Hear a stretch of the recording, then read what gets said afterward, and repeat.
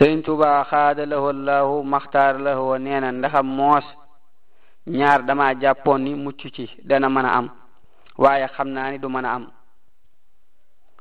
gunge mooy ànd ak yéefari jahanama ak rekk ku ngëm wér na. ya ayuha alladina amanu atiu allaha wa atiu rasula wala tubtilu a'malakum. sunu borom subhanahu wa ta'ala buy wax sahaaba yi radiyallahu ta'ala bu leen yàq seeni jëf dana nu xamal ni jëf ju baax dana mën a yàqu ci ay wax wala ay jëf. an ta'bata a'malukum wa antum la tasxuun.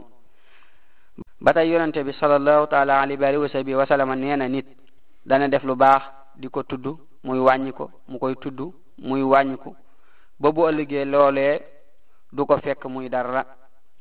sëriñ bi nee na li ëpp ci jëf ju baax ju ñu xam njariñam du bari bu ëllëgee. is jullu ma baana lahum minhu fala yakfuru nafuhu gadan is yujtala.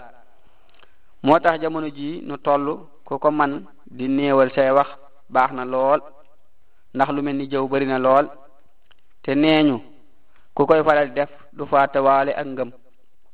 yal na nu yàlla doole dimbule te may nu mujj bu rafet ci barkeb Sëriñ Tuubaa xaada lahu Allahu maxtaara lahu wallahu a'lam.